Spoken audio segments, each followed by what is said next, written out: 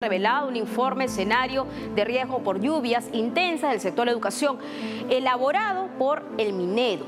Se identificó diversos niveles de peligro, más de 50.000 locales educativos públicos, así como para sus estudiantes y docentes. Precisamente el Centro de Operaciones de Emergencia Sectorial del Minedu capacitó a los directores y gerentes regionales de educación para la adecuada utilización de los indicadores de este informe, que incluye mapas de susceptibilidad y la cuantificación de los locales educativos según el nivel de riesgo por lluvias intensas. El informe estima que más de 700 locales educativos, 80.000, también 369 estudiantes y 4.000 docentes están en un nivel de riesgo muy alto ante las posibles inundaciones. Las regiones más comprometidas serían Lambayeque, Loreto, Piura, Junín, Ica, La Libertad, Ucayali y Tumbes. Por otro lado, se indica que los deslizamientos son otro de los peligros para estas instituciones. ¿De qué lugares estamos hablando? De Junín, de Cusco, Ancash, Cajamarca, La Libertad, Ayacucho, Huánuco, Tumbes podrían ser las regiones más afectadas. Y para entender lo que viene pasando en cuanto al fenómeno del Niño y las afectaciones y consecuencias de lo que viene ocurriendo en el Perú, tengo en estudios un invitado de lujo y se trata del ingeniero William Ávila. Él es presidente fundador de la Sociedad de Meteorólogos del Perú, consultor en diagnóstico y pronóstico del fenómeno del Niño. Un gusto tenerlo, ingeniero. Muy buenas tardes. Buenas tardes, Carmen. Gracias por la invitación. Ingeniero, precisamente este es un tema que genera en estos momentos mucha preocupación porque ya, digamos, las disposiciones y las medidas de las autoridades al parecer son innecesarias. Pero primero, para todo nuestro auditorio que nos está viendo en América Latina, ¿qué significa el fenómeno del Niño y realmente de qué forma va a afectar este 2023, este 2024? Bueno, el fenómeno del Niño es un fenómeno de interacción atmósfera-océano-Pacífico, con el Océano Pacífico. Y su primer reflejo es la costa pacífico de Sudamérica, especialmente de Perú y Ecuador. De ahí parte todo. Y luego ya vienen las implicancias del fenómeno, que son lluvias torrenciales, fuerte calor, o por lo menos el clima con un comportamiento anormal, y otras consecuencias como, por ejemplo, la aparición de plagas, y etcétera, etcétera, ¿no? Inundaciones y todo lo que ello implica. Ahora, con respecto a estas cifras que hemos mencionado en cuanto a la afectación a los centros educativos, es una proyección que se está haciendo en el Minedu en estos momentos, pero también podemos hablar de otros sectores, como el sector agrícola, sectores productivos. ¿Usted a dónde enfoca este estudio y cuál es su principal preocupación y qué es lo que el gobierno en estos momentos no está tomando en cuenta, por favor?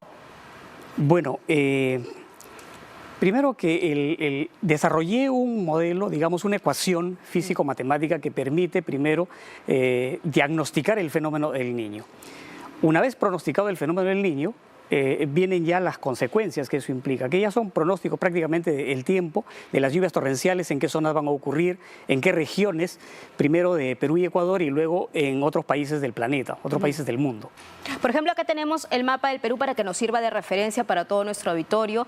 Bueno, este básicamente es un indicador en tiempo real, pero para usted, ¿cuáles son los departamentos y cuáles son las localidades que serían las más afectadas por este fenómeno del Niño que se nos viene? ¿O que ya lo tenemos? Sí, claro, desde inicios de este año 2023.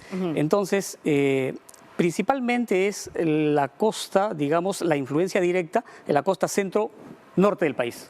Estamos hablando, en todo caso, para que quede claro, desde Lima hacia Tumbes. Siempre hay márgenes, yo diría desde Ica. Desde Ica. Desde Ica, sí, hacia el norte del país. Y por supuesto Ecuador, ¿no? Definitivamente, porque el fenómeno pues se da frente a nuestro país, en el Océano Pacífico especialmente, ¿no?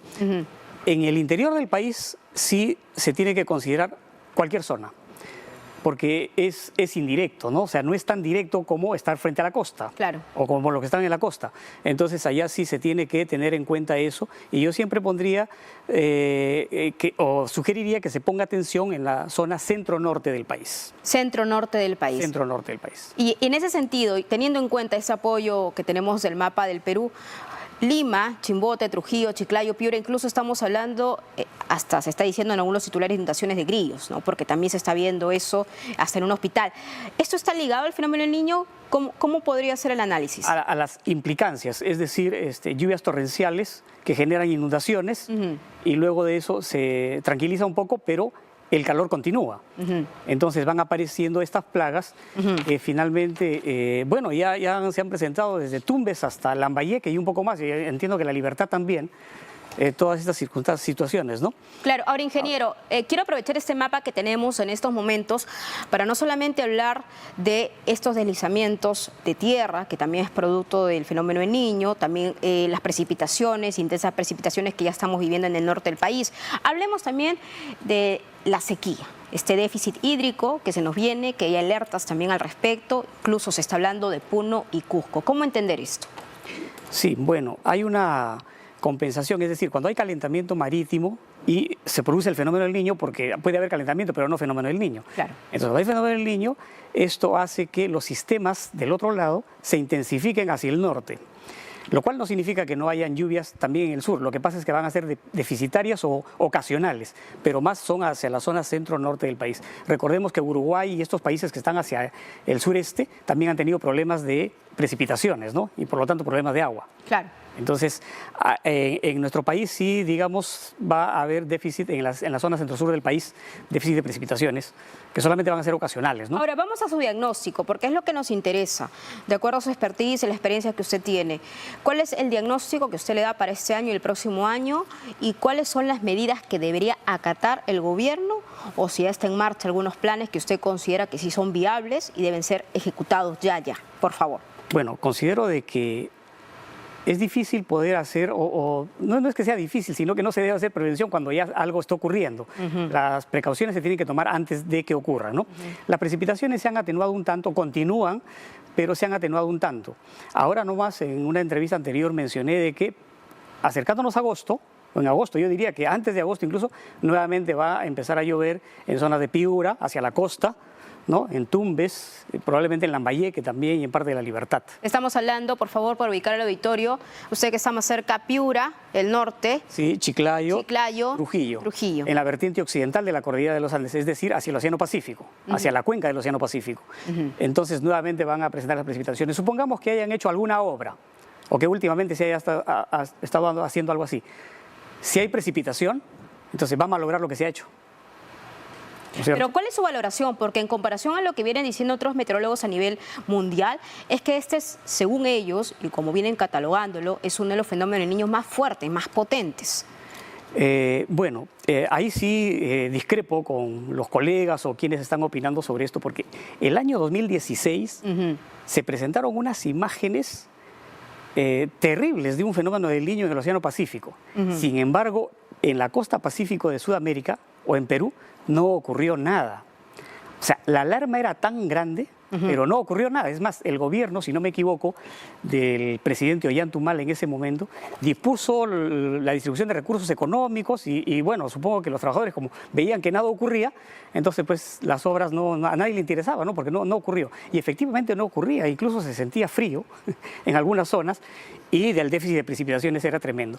Pero llegaron a catalogar el fenómeno como Godzilla.